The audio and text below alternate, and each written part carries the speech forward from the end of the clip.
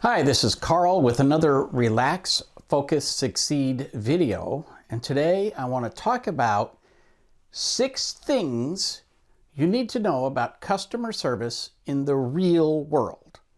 Now, I'm primarily talking to people who are business owners or managers who are providing the customer service. A lot of the books that you read on customer service, or to be honest, blogs and even some videos, have a very unrealistic view of the world. They say things like, you should always give perfect service, you should have perfect employees, you should have a great pricing structure, everything should be amazing, everything should be spectacular all the time, everything should be 10x all the time, nonstop. In other words, you should run a marathon every day, all day, 24 hours a day for the rest of your life. You cannot sprint a marathon. Quite realistically, you have to have a view of customer service that is sustainable at a very high level, but it can't be perfect. So let's start by saying perfection is not the goal, but great customer service is the goal. Now, here are 6 things I want you to remember. First, and this is extremely important, you should never create a standard operating procedure that is designed to lose money. So, what's that got to do with customer service? Well, a lot of people design customer service, or actually don't design it, they just let it happen, by focusing on giving and giving and giving. And giving is great. Giving is a beautiful thing. But again, realistically in the real world, if you give too much, you go out of business. Costco, for example, used to have a policy that you could return electronics anytime, at no limit. You bought something 5 years ago, you could return that to Costco and get a full rebate. Well, of course, what happened was some people abused that privilege. And so Costco discovered that people would return something after the next version came out, and they were simply upgrading for free, basically forever. I'm not saying your clients will abuse your policies, but your clients will abuse your policies.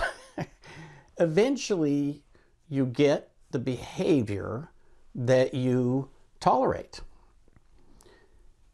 The result is that you have to change policies in such a way that people can't take advantage of you. You know, we used to have a no questions asked, 100% return policy, anything, anywhere, anytime, da da da da da. Basically, our return policy was yes, no questions asked. Well, and then we had people who occasionally would rip us off, and so we had to change the policies and put in a couple of very, very small restrictions. But basically, there's one restriction now. Don't rip us off. Don't be an idiot, right? You can create policies that are very liberal, that give a lot. You just have to remember that they got to pay for themselves. So just keep that in mind, because what we care about is customer service, and so you can't have customer service policies that lose money by default. Remember that. Second thing, you need to have an ideal client. You need to have a picture in your mind of who you serve. Ultimately, a service business serves people. Who do you serve? Do you serve small businesses? Do you serve attorneys? Do you serve landscapers? Who are your clients? Who do you serve? This has many benefits across the board. This may be the most important thing you can ever do in your business, is start by defining your ideal client. And you might have a couple. You might say, oh, we deal with attorneys and accountants. Cool, that's totally fine. But if you say, we serve the world, we serve everybody, well, that has lots of problems. First of all, you can't market to the world. Literally, it's like trying to put one drop of red dye in the ocean and think that you're somehow going to make a difference. You can't. You have to take a small, defined clientele and serve them. That allows you to market to them. It allows you to do sales to them. It allows you to have programs designed to serve them and deliver those programs and evaluate the success of those programs based on how well the client is served. So having that ideal client focuses your service. And remember, customer service is just service as far as the customer is concerned. So to have good customer service, you have to have an ideal client in mind. Then you can attract those clients to you. And many companies do a great job of this. They don't tell you that this is what they're doing, but it's obvious what they're doing. If you go to Southwest Airlines and you say, I want to choose my seat, I want to buy extra legroom, here's $50, and I want to make sure I have electricity at my seat, they will say, I'm sorry, this is not your airline, but we'll be happy to point you in another direction. If you go to Delta and you say, I want to choose my seat, I want to pay for extra legroom, and I want electricity at my seat, they say, check, check, check, you got it, here's the invoice. There's nothing wrong with either model, but you have to have clients who are doing their part in both of those. And you have to appeal to clients who want service the way you provide it. Ultimately, you can do service, you can provide services any way you want and be successful, but you have to have that ideal client so you can attract to you people who want to do business your way. And we see this all the time in every industry. There are different kinds of hotel chains. There are different kinds of restaurants. There are different kinds of car dealerships, right? They're all out there being successful because they each focus on their ideal clientele. And you should too. Rule number 3, I already mentioned. The customer has to play their role. In other words, you have to have some reasonable requirements and they have to fit into it. In my case, I don't answer the phone at work or in my personal life. I just don't answer the phone.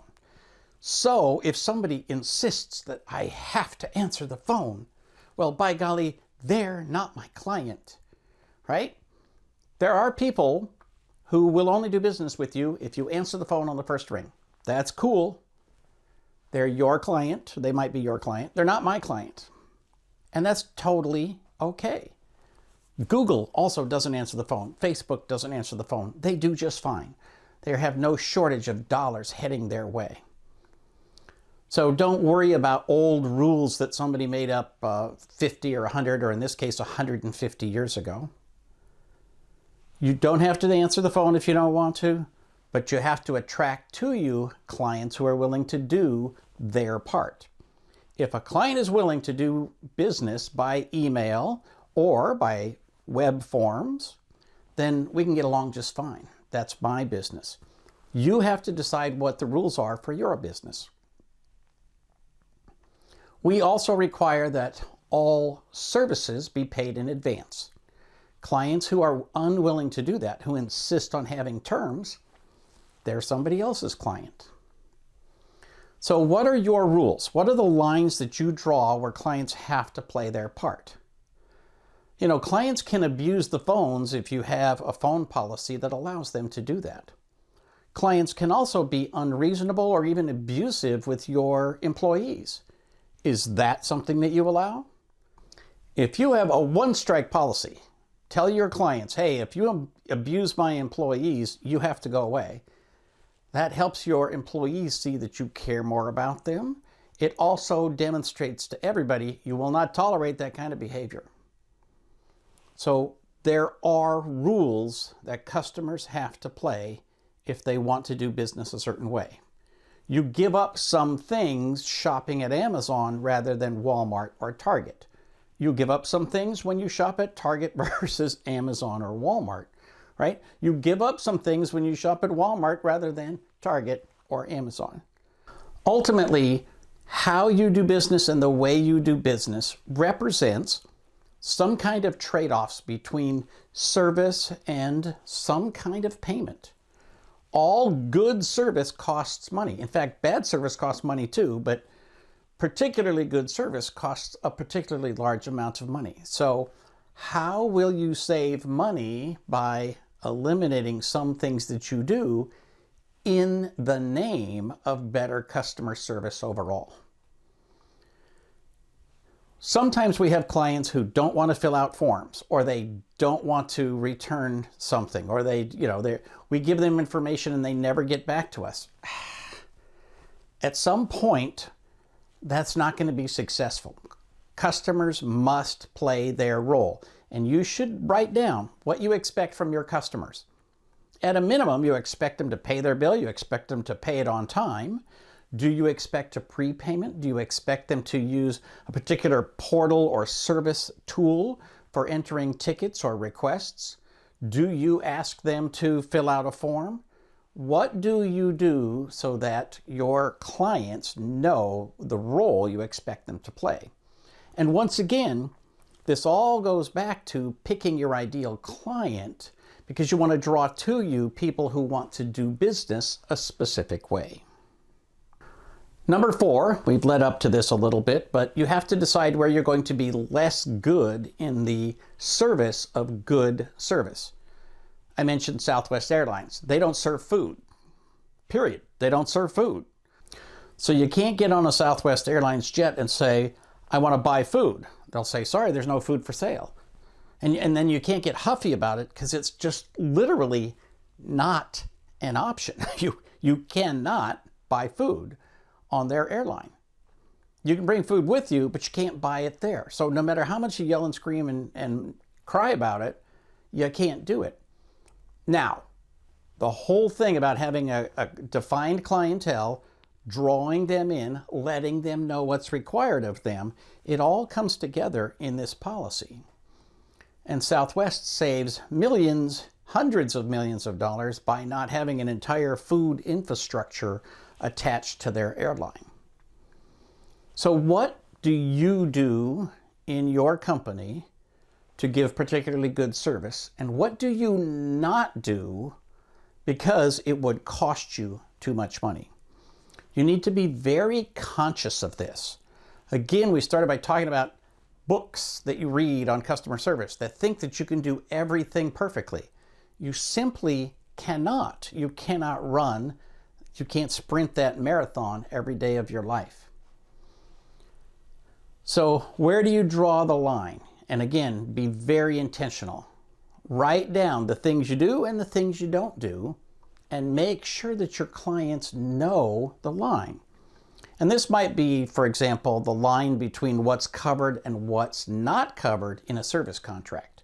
And you got to be rigorous about that line, because clients will always ask, hey, is this covered? Is this covered? Is this covered? And they're sort of pushing that line. And at some point you have to really literally draw the line. For example, you might say, look, things are covered for maintenance before 6 p.m., but 6:01, we have to charge you, or we have to come back in the morning. Either one is totally fine, but you got to draw that line. Otherwise, you end up staying until 10 or 11 o'clock at night. Your employees have to be paid until late in the evening. Now you're paying overtime. And if you don't have a way for the customer to pay for that, if you don't have a policy that requires the customer to pay for that, then you're losing money. Remember rule number 1. No standard operating procedure should be designed to lose money by default. So what's the policy that you can put in place to make sure that you stay profitable? And what do you give up in order to make that profitable relationship happen? This is always the case. The fact that very few people write about it doesn't mean that it's not true. This is absolutely and definitively what you have to do to stay profitable, is you've got to provide a level of customer service that is profitable but does not abuse your goodwill, and is profitable by default. After all, you're in business to serve people. To do that, you have to make money. Otherwise, you won't be in business next year. Rule number 5 seems obvious, but for some reason, people forget this.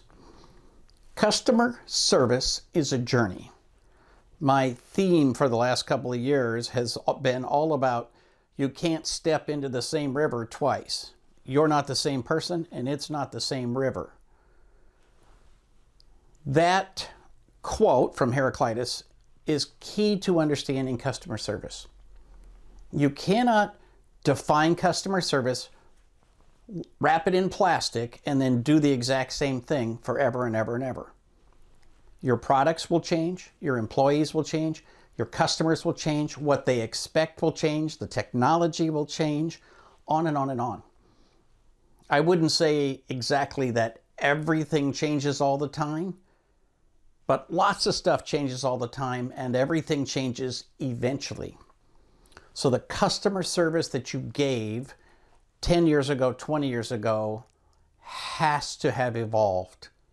Otherwise, you're serving a market that is quickly shrinking. New people come into the market every day, every year. New businesses come into being every day, every year. They want something that's different than what people wanted 2 years, 5 years, 10 years ago. So you have to be constantly evolving. Your customer service has to be a journey that you are always on, constantly moving forward, constantly looking at new things. And you might change slowly over time, but you do have to change, and you do have to continually plan to change. Now, if you are lucky enough to reach some kind of plateau where you can do the same thing for, I don't know, 3 to 5 years, that would be amazing. But then some change is going to come along, and with luck, you'll find another plateau for 3 to 5 years. But you might also never find a plateau, and you have to constantly be going up and down with the changes in the environment in which you work. So tune into it very much, and don't expect that one piece of your business to be constant and never, ever, ever changing.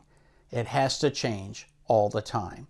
So what kind of modern services are you providing so that your clients don't go looking for something new or something better, the latest shiny object? Now, I'm not saying that you should respond to every single whim that goes on. Very frequently, it's a good policy to say, you know what? I'm going to practice N-1 service. In other words, if a fad comes up, I'm going to wait, say, 6 months before I even pretend to address it. That means you're not always on the cutting edge, but it means you're still back in predictable, profitable behavior. And a lot of people have a philosophy similar to that, and it allows them to be more profitable, although they know that they're never going to be on the cutting edge. They also know they're never going to get like sidetracked by some whim or fancy that simply disappears in short order. One time Microsoft came out with a new thing called Groove. It was like you could have a Groove server, and a Groove server had lots of features that basically look a little bit like Teams today, but this was 15 years ago. And I came out with a new book, and several people asked me, oh, are you going to put up a Groove server dedicated to this? And my response was, we'll see.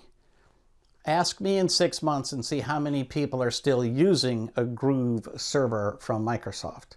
And it turns out no one outside of Microsoft was using this. So, it needed to go through its generations before it emerged as something that's actually useful. But in the meantime, I did not commit to it, and I'm glad that I didn't. Some people might have seen it as good customer service, but I would have spent huge amounts of energy, time, and money to put up something that faded very, very quickly. So you have to decide how you want to respond to fads and so forth. But in the end, you've got to have this balance between you have to change, and you have to decide how quickly you're going to do that. Finally, rule number 6, whatever you do for customer service, it must be sustainable and profitable. And in fact, it must be sustainably profitable. Too many people define customer service as that part that comes at the end when something goes wrong and you have to do troubleshooting. Customer service starts by defining your client, and then it affects how you market, how you draw people to you, how you define the services that you sell, how you deliver those services, how you price those services, how you bundle those services, right? It defines everything in your business. And really, it's only when something goes wrong that you go into a troubleshooting mode. But troubleshooting should happen to no more than a handful of your clients. Most of your clients should be trouble-free most of the time, because that's how you stay in business. You have to provide sustainably good service. And what many people think of as customer service is this troubleshooting bit that might be 1 or 2 or 5% of all transactions. And if it's sustainably 6%, you kind of suck at what you do. And you need to figure out how to fix that. So don't think of troubleshooting as customer service. Think of all of your service as customer service. Because at the end of the day, customers don't call it customer service, they just call it service. I'd appreciate your comments down below. If you think this is useful, do me a favor and pass this video on to somebody else. Put some comments or questions down below. Like it, subscribe to the channel, all that happy stuff. And I'd be happy to have any questions that you have. Please put those down below in the video. For Relax, Focus, Succeed, this is Carl Palachuk wishing you the best of luck in everything you do.